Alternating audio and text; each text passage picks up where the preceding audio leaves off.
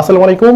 বাংলাদেশ ফুটবলে এই মুহূর্তে সবচেয়ে পরিচিত এবং সবচেয়ে আলোচিত যে ব্যক্তি সে হচ্ছেন ফাহাদ করিম, এবং ফাহাদ করিমকে ভালোবাসে না বা তাকে পছন্দ করে না এরকম ব্যক্তি বাংলাদেশ ফুটবলে এখন খুবই কম পাবেন।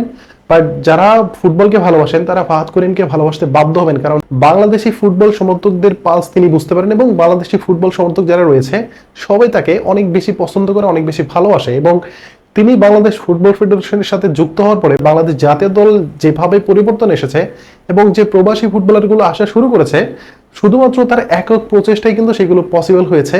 এর আগে যখন কাজী সালাউদ্দিনের বোর্ড ছিল তখন কিন্তু এরকমের একজন মার্কেটিং ডিপার্টমেন্টের কোনো লোককে অন্তত বাংলাদেশ ফুটবল ফেডারেশনের সাথে যুক্ত করা হয়নি, এবং যাদেরকে যুক্ত করা হয়েছিল তারা মূলত কোনো না কোনো ক্লাবের সাথে যুক্ত ছিলেন এবং তারা সিন্ডিকেটের একটা অংশ ছিলেন। বাট রাইট নাও তাবিতাওয়াল তিনি একজন যোগ্য ব্যক্তিকে তিনি নিয়োগ দিয়েছেন এবং তিনি যেভাবে কাজ করছেন। তার আগে আমি ফাহাদ করিম সম্পর্কে ছোট্ট করে আপনাদের একটা ধারণা দিয়ে রাখি।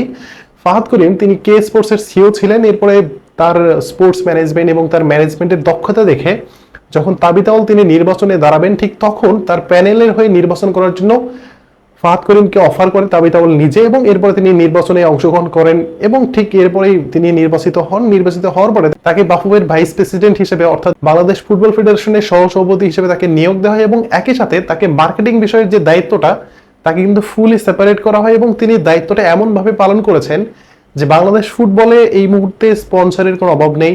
বাংলাদেশ ফুটবল মানুষের আগ্রহের কেন্দ্রবিন্দুতে রয়েছে এবং একই সাথে বাংলাদেশ ফুটবল নিয়ে দেশে বিদেশে অনেক বেশি আলোচনা হচ্ছে এবং যে প্রবাসী ফুটবলার আসা শুরু করেছে, এর আগে অনেক বোর্ড ছিল, অনেকেই কাজ করেছেন, কিন্তু কেউ অন্তত প্রবাসী ফুটবলারদেরকে এতটা ভরসা দিতে পারেনি যে তারা বাংলাদেশে এসে খেলবে এবং তারা ট্রায়াল দিবে এবং বাংলাদেশের মাটিতে এবং বাংলাদেশের জার্সি পরে তারা দেশকে রিপ্রেজেন্ট করবে। কোনো প্রবাসী ফুটবলার এই ধরনের সাহস বা কোনো ধরনের নির্ভরতা এটা কিন্তু কখনই কোনো ম্যানেজমেন্ট বা পদে থাকা কোনো ব্যক্তি কিন্তু কোনো প্রবাসী ফুটবলারকে এই রকমের সাহায্য সহযোগিতা বা ভরসা সেটা কিন্তু দিতে পারেনি। বাট ফাহাদ করিম তিনি যে ওয়েতে কাজ করেন সেটা কিন্তু আসলে দুর্দান্ত।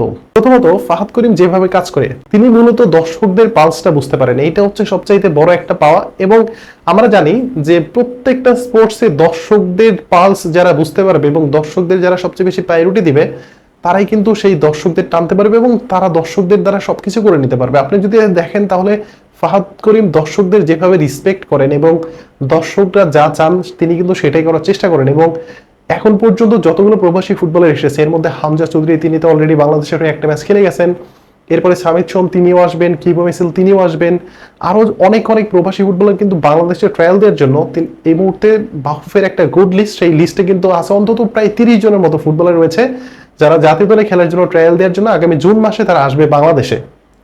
এই যে কাজগুলো সূক্ষ্মভাবে করা, স্পন্সরদের সাথে কথা বলা, প্লেয়ারদের সাথে কথা বলা, বিদেশি প্লেয়ারদের সাথে কথা বলা, অর্থাৎ প্রবাসী ফুটবলারদের সাথে কথা বলা, তাদের ফ্যামিলিকে ম্যানেজ করা, এই সব কিছু কিন্তু ফাহাদ করিম নিজে একা করেন এবং বাংলাদেশ ফুটবলকে একদম প্রত্যন্ত অঞ্চল থেকে শুরু করে পুরো বিশ্বে ছড়িয়ে দেওয়ার জন্য তিনি কিন্তু কিছুদিন আগেই মিডিয়া ম্যানেজমেন্ট নামের যে একটা গ্রুপ সেটা কিন্তু তিনি করেছেন এবং সেখানে আমাদের সবার প্রিয় অর্থাৎ নিয়ন ভাই তাকে নিয়োগ দেওয়া হয়েছে এবং তিনি মূলত স্পোর্টস ম্যানেজমেন্ট বা তার মানে ফুটবল খেলাটাকে প্রমোট করার জন্য তিনি কাজ করে যাবেন।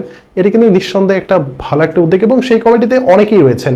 বাট নিয়ন ভাইকে নিয়ে একটু বেশি আলোচনা হচ্ছে, সমালোচনা হচ্ছে যে তাকে কেন নিয়োগ দেওয়া হয়েছে। তিনি তো ইউরোপিয়ান ফুটবল ভালোবাসে, তিনি তো বাংলাদেশ ফুটবল নিয়ে কোনো কাজ করেনি বা কোনো ভিডিও বানাননি বা কিছু করেনি। কিন্তু একটা কথা হচ্ছে কি, যার স্পোর্টস ম্যানেজমেন্ট যার মধ্যে আছে সে সব জায়গাতেই কাজ করতে পারবে। ফাহাদ করিম তিনি এর আগে কখনো ফুটবল খেলেছে কিনা পেশাদার লেভেলে সেটা আমার জানা নেই, বাট তিনি খুব ভালো ম্যানেজমেন্ট করতে পারে বা তিনি হচ্ছেন কে স্পোর্টসের সিও ছিলেন। সো তাকে কিন্তু তাবিদাওয়াল খুবই ভালোভাবে চিনতে পেরেছেন এবং বাংলাদেশ ফুটবলে ফাহাদ করিমের যে ভূমিকা রাইট নাও, ভাই আপনি চোখ বন্ধ করে একটাবার দেখেন যে এই বাংলাদেশ ফুটবলের যে বর্তমান অগ্রগতি সেটা যদি আজ থেকে 5 বছর বা 6 বছর আগে কাজী সালাউদ্দিনের বোর্ড থাকার সময় যদি এরকম একটা অগ্রগতি দেখা যেত তাহলে বাংলাদেশ আজকে এশিয়ান কাপে খেলতো অথবা বিশ্বকাপে খেলার জন্য লড়াই করতো। কিন্তু এই যে আমরা লেট করেছি এবং একটা যোগ্য মানুষকে যোগ্য পদে নিয়োগ না দিয়ে একদম ফালতু লোকদেরকে নিয়োগ দেওয়ার কারণে বাংলাদেশ ফুটবল আজকে কোন জায়গায় 184 নম্বর র্যাঙ্কিং এ বাংলাদেশ ফুটবল। কিন্তু আজকে বাংলাদেশ ফুটবল থাকার কথা ছিল হচ্ছে 100-র ঘরে বা তার উপরে থাকার কথা ছিল এবং বাংলাদেশ এশিয়ান কাপে খেলতো বা বিশ্বকাপে খেলার জন্য ফাইট করতো। বাট বাংলাদেশ কিন্তু অনেক নিচে চলে গিয়েছে। বাট ফাহাদ করিম তাকে যখন তাবিথ আউয়াল নিয়োগ দেন এবং নির্বাচন করেন, নির্বাচিত হয়ে আসার পর তিনি বিএফএফ এর ভাইস প্রেসিডেন্ট পদে তিনি এই মুহূর্তে কাজ করছেন এবং একই সাথে মার্কেটিং বিষয়টাও কাজ করছেন। এবং বাংলাদেশ ফুটবলের ইতিহাসে কখনো এরকম ঘটা করে কোনো স্পন্সরকে পরিচয় করে দেওয়া এবং অনেক দেশি বিদেশি অনেক স্পন্সরের সাথে কথা বলা এবং কিট স্পন্সর থেকে শুরু করে সকল পর্যায়ে স্পন্সর ম্যানেজ করা, সব কিছু কিন্তু ফাহাদ করিম তিনি নিজে হাতে করেন। এবং ফাহাদ করিম তিনি একজন নিবেদিত প্রাণ, মানে আমার কাছে যেটা মনে হয় যে তিনি ফুটবলকে অনেক বেশি ভালোবাসেন এবং নিঃস্বার্থভাবে কাজ করে যান। প্রথমত হচ্ছে তার যে এক স্মার্টনেস, একটা ব্যক্তি হচ্ছে তিনি যখন মার্কেটিং এ কাজ করবে তার প্রথম যে লুকটা, আউটফিট যেটা, সেটা অবভিয়াসলি ভালো হইতে হবে। সো এই দিক দিয়ে ফাহাদ করিম তিনি কিন্তু একদম পারফেক্টলি, এবং তার যে ইংলিশ বলার স্টাইল বা তার কথা বলার স্টাইল সবকিছু কিন্তু একদম দুর্দান্ত। সো মার্কেটিং বিষয়টা তাকে দিয়ে যে হবে সেটা তাবিথ আউয়াল খুব সুন্দরভাবে বুঝতে পেরেছিলেন। দ্যাটস ওয়াই তাকে একটা যোগ্য ব্যক্তি হিসেবে তাকে যোগ্য জায়গায় তাকে বসিয়েছেন। এবং বাংলাদেশ ফুটবল এখন যে অগ্রগতিতে এগিয়ে যাচ্ছে সেটা যদি আজ থেকে 5 বছর যদি এইভাবে এগিয়ে যেতে পারে তাহলে বাংলাদেশ এশিয়া কাপে খেলবে, এটা নিশ্চিত থাকেন আপনি। এবং ফাহাদ করিমদের মতো লোকজন যদি বাংলাদেশ ফুটবল ফেডারেশনের হয়ে কাজ করে, কোনো ধরনের তাদের নিয়ে কোনো ধরনের বিতর্ক নেই, তাদের নিয়ে কোনো সমালোচনা নেই, শুধুমাত্র আলোচনা হচ্ছে যে এত ভালো কাজ কিভাবে করছে।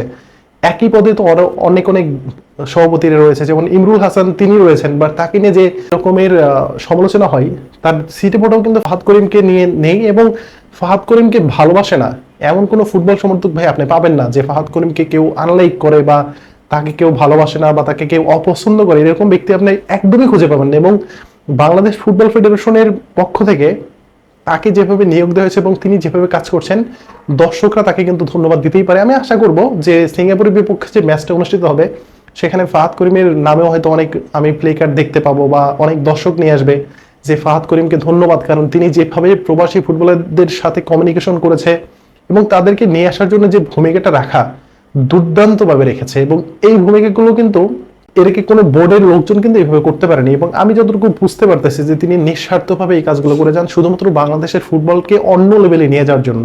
এবং এরকম একটা যোগ্য ব্যক্তির কিন্তু সবচেয়ে বেশি দরকার ছিল বাংলাদেশ ফুটবল ফেডারেশনে। কিন্তু আমরা জানি যে বাংলাদেশ ফুটবল ফেডারেশন কার ভিতর দিয়ে চলেছে এতদিন পর্যন্ত এবং বাংলাদেশ ফুটবল কিভাবে চলেছে, সো এটা কিন্তু আমার আপনার সবাই জানা আছে।